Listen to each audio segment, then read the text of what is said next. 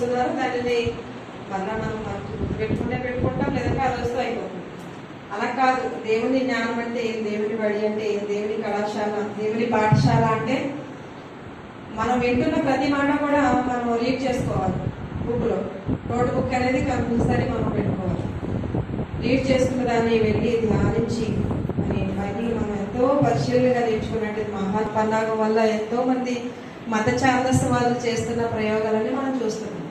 మరి రేపన్నా రోజున దేవుని మాటలు మనకు లేవనుకోండి, దేవుని జ్ఞాన గ్రంథమైన బైబిల్ మన చేతిలో లేదనుకోండి, అప్పుడేంటి మన పరిస్థితి? ఇంత విరివిగా దేవుని జ్ఞానం మనకు నేర్పించబడుతుంది. ఎందుకు ఇన్ని మరి కార్యక్రమాలు చేస్తున్నారు దైవజనులు?